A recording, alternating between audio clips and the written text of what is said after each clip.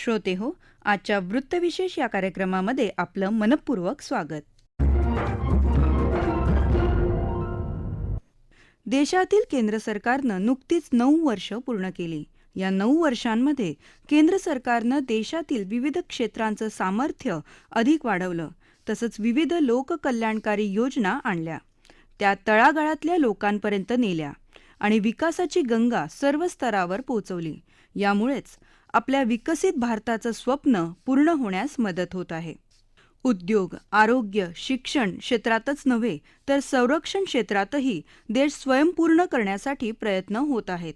संरक्षण क्षेत्रात आत्मनिर्भर भारत निर्मितीसाठी सुरू असलेले प्रयत्न आणि जागतिक स्तरावर संरक्षण क्षेत्रात अग्रेसर आणि प्रगत राष्ट्र म्हणून देशाची नव्याने निर्माण होत असलेली प्रतिमा याविषयी आता तज्ज्ञ व्यक्तींकडून जाणून घेऊया आजच्या वृत्तविशेषमध्ये. श्रोते हो, गेल्या 9 वर्षांमध्ये केंद्र सरकारनं make in India, startup India, digital India आदी अनेक महत्त्वपूर्ण योजनांची योजनाबद्ध आखणी करून देशात आत्मनिर्भर भारत निर्मितीचा पाया रचला. यासोबतच राष्ट्रहित आणि लोककल्याणकारी योजना राबवून भारत सरकारनं देशाच्या सर्वच क्षेत्रांचा विकास साधण्याचाही प्रयत्न केला. या प्रयत्नांमुळेच भारत आज विकसनशील राष्ट्रांच्या यादीत अग्रस्थानी पोहोचला आहे. भारताच्या प्रगतीचा वेग असाच सुरू राहिल्यास पुढील काही वर्षात एक जागतिक महासत्ता म्हणून भारताची नवीन ओळख तयार होण्यास वेळ लागणार नाही. त्यासाठी सर्वात प्रथम देशाला स्वयंपूर्ण बनवणं आवश्यक ठरतं. हे ओळखूनच केंद्र सरकारनं प्रत्येक स्तरावर आपल्या देशाला आत्मनिर्भर करण्याचं व्रत अंगीकारलं आहे. याचाच एक भाग म्हणून संरक्षण क्षेत्र आत्मनिर्भर करण्यासाठी सरकारनं अनेक महत्त्वपूर्ण निर्णय घेतले. याविषयी सेवानिवृत्त ब्रिगेडियर हेमंत महाजन यांच्याकडून अधिक जाणून घेऊया. मोदी सरकारला आता 9 वर्ष पूर्ण झालेली आहेत आणि या काळामध्ये आत्मनिर्भर भारत नावाची जी संकल्पना आहे भारतीय सेना दलामध्ये ती फारच पुढे गेलेली आहे आणि त्यांनी खूप प्रगती केलेली आहे. लक्षात असावं, मोदी सरकार यायच्या आधी 2014च्या आधी श्री अँटनी हे आपले डिफेन्स मिनिस्टर होते आणि त्यावेळेला कुठलेही नवीन शस्त्र यांचे करार झाले नाही, कारण त्यांना वाटायचं की भ्रष्टाचार होईल आणि आपलं नाव बदनाम होईल. परंतु त्याच्यामुळे जे आधुनिकीकरण सैन्याचं होतं ते पूर्णपणे थांबवलेलं होतं. आता मोदी सरकार आल्यापासून त्यांनी अनेक पावलं उचललेली आहेत की ज्यामुळे आत्मनिर्भर भारतामध्ये खूप प्रगती झालेली आहे. उदाहरणार्थ, पहिले फॉरेन डायरेक्ट इन्व्हेस्टमेंट होती ती फक्त 40% होती, आता ती आपण 75% पुढे वाढवलेली आहे. त्याच्यामुळे जे परदेशी कारखाने आहेत त्यांचा इंटरेस्ट आता वाढलेला आहे. दुसरं, जी अम्युनिशन वगैरे लागायची आपल्या सैन्याला, तर भारतातले 2 प्रकारचे कारखाने ते तयार करायचे. एक होतं ऑर्डिनन्स फॅक्टरी बोर्ड आणि दुसरं होतं डिफेन्स पब्लिक सेक्टर अंडरटेकिंग्स. आता हे दोन्हीही सरकारी कारखाने असल्यामुळे त्यांची क्षमता ही फारशी चांगली नव्हती. म्हणून आता आपण ऑर्डिनन्स फॅक्टरी बोर्डला आता आपण कॉर्पोरेटाईज केलेलं आहे. तर कॉर्पोरेट प्रमाणे त्यांना काम करण्याला आपण त्यांना संधी देतो आहे, ज्याच्यामुळे त्यांची जी एफिशियन्सी आहे ती खूप वाढलेली आहे आणि त्यामुळे आत्मनिर्भर भारत जास्त मजबूत झालेला आहे. दुसरं, याआधी प्रायव्हेट सेक्टरला आपण कधी पण आत येऊ देत नव्हतो, जे चुकीचं होतं. आता प्रायव्हेट सेक्टर मोठ्या प्रमाणामध्ये आत येत आहे आणि ज्यामुळे आपली एफिशियन्सी प्रचंड वाढलेली आहे. 2 उदाहरणं द्यायचं म्हटलं तर भारत फोर्ज नावाचा जो प्रायव्हेट सेक्टरचा कारखाना आहे तो आता जागतिक दर्जाच्या तोफा भारतामध्ये बनवतो आहे आणि भारताच्या बाहेर सुद्धा निर्यात करतो आहे. दुसरं, लार्सन आणि टोब्रो जी एक भारतीय कंपनी आहे ती आता सबमरीन्स म्हणजे पाणबुड्या मोठ्या प्रमाणामध्ये बनवत आहेत. तर याच्यामुळे आपला आत्मनिर्भरपणा जो आहे तो वाढलेला आहे. याच्याशिवाय काही खास पावलं उचलण्यात आली ती म्हणजे ज्या गोष्टी आपण पहिले 70% किंवा 75% आपली शस्त्र आणि लागणारं सामान हे आपण परदेशातनं आयात करायचो. सरकारने वेगवेगळ्या लिस्ट बनवल्या आणि त्याप्रमाणे असं ठरलं की ज्या वस्तूंची नावं दिली जातात ती आता भारताच्या बाहेर आयात केली जाणार नाही, ती भारतामध्येच बनवली जाईल. यामुळे नेमक्या वस्तू, नेमके शस्त्र, नेमके अम्युनिशन यांची लिस्ट बाहेर आल्यामुळे प्रायव्हेट सेक्टरमध्ये त्यांचं काम वाढलेलं आहे आणि ज्यामुळे आता जे आपण गोष्टी पहिले आयात करायचो त्याचं प्रमाण खूपच कमी झालेलं आहे.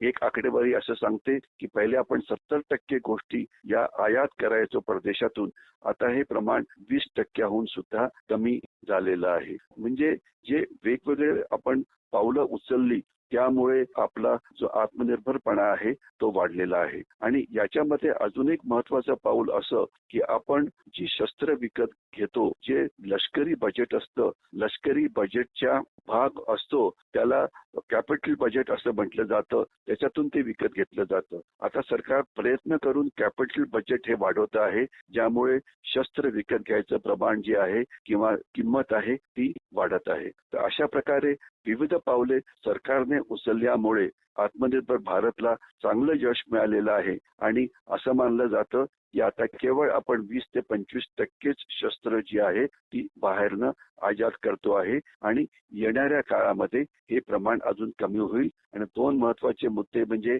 आत्ताच अमेरिकेचे डिफेन्स सेक्रेटरी भारतात येऊन गेले आणि असं मानलं जात आहे की GE-147 नावाचं एअरफोर्सला लागणारं जे इंजिन आहे, जे आपल्याला भारतात बनवता येत नव्हतं, ते आपल्याला आता USA कडून टेक्नॉलॉजी ट्रान्सफर होईल आणि ते भारतामध्ये बनवलं जाईल. त्याच्याशिवाय जर्मनी आपल्याला सबमरीन्स म्हणजे पाणबुड्या भारतामध्ये तयार करण्याकरता मदत करणार आहे आणि पाणबुड्या सुद्धा आता बाहेरनं आयात करायच्या ऐवजी त्या भारतामध्ये बनतील. याच्यामुळे वेगवेगळी पावलं उचलल्यामुळे आत्मनिर्भर भारत नावाचा जो आपला प्रोग्राम आहे हा अत्यंत यशस्वी झालेला आहे. आणि यामध्ये सर्वात अभिमानाची गोष्ट अशी, आपण शस्त्र केवळ आयात करण्याचं थांबवलं नाही, याशिवाय आपण भारतात बनलेली शस्त्र आणि सामुग्री मोठ्या प्रमाणामध्ये निर्यात करतो आहे आणि 1000 कोटीहून जास्त किमतीची शस्त्र आणि सामुग्री आपण वेगवेगळ्या देशांना निर्यात केलेली आहे.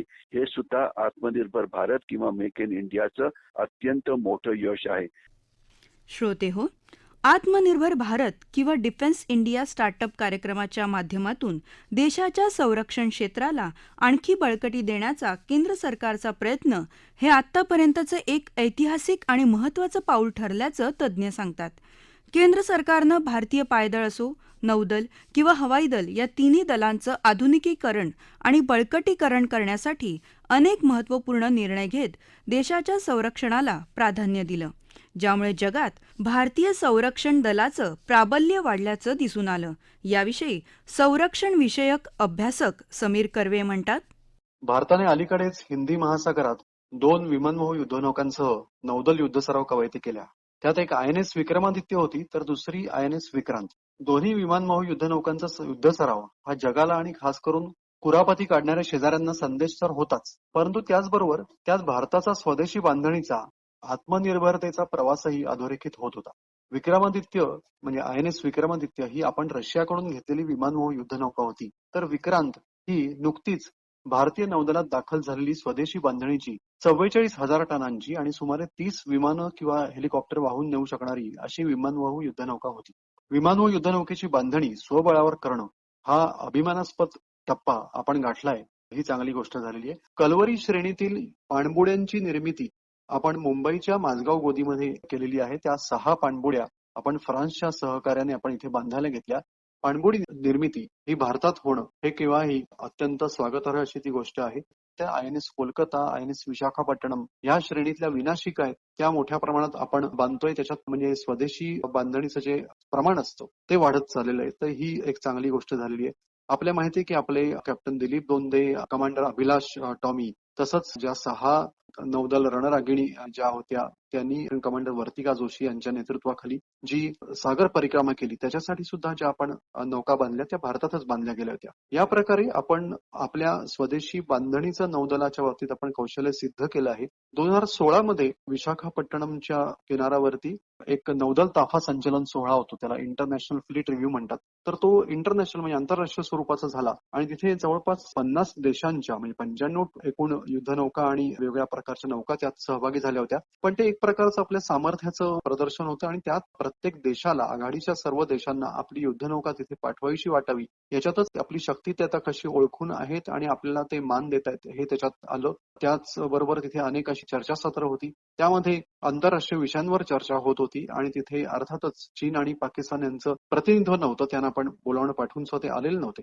अमेरिका, फ्रान्स, ऑस्ट्रेलिया, इंग्लंड या सर्व देशांना आपल्याबरोबर आता युद्ध सराव कवायती करायच्या असतात आणि त्याच्यातला संदेश हाच असतो की इतर कुठेही काही जर का झालं तर हे दोन देश एकत्रपणे काम करू शकतात असा तो एक संदेश द्यायचा असतो. हा एक नौदलाचा भाग झाला. त्याचप्रमाणे पण जर का हवाई दलात जर का घेतलं तर तिथे पण आत्मनिर्भरतेला आता बळ मिळू लागलेलं आहे. तिथे सुद्धा तेजस ही हलक्या वजनाची अशी लढाऊ विमानं आपण निर्माण करण्याची प्रक्रिया बरीच वर्ष सुरू होती. आता त्याला बळ मिळायला लागलं. आता जवळपास हिंदुस्थान एरोनॉटिक्स लिमिटेड ही जी आपली उपक्रम आहे तर त्या सरकारी उपक्रमामधून आता वर्षाला जवळपास आता 12 विमानं तिथून त्यांची निर्मिती होऊ शकते. ती लवकरच ही प्रक्रिया वाढून 30 विमानांची निर्मिती तिकडे होऊ शकेल. ALH ध्रुव म्हणजे हलक्या वजनाचं हेलिकॉप्टर, बहुउद्देशीय हेलिकॉप्टर, ऍडव्हान्स लाईट हेलिकॉप्टर आपण ज्याला म्हणतो, तर त्याची निर्मिती तिथे झालेली आहे.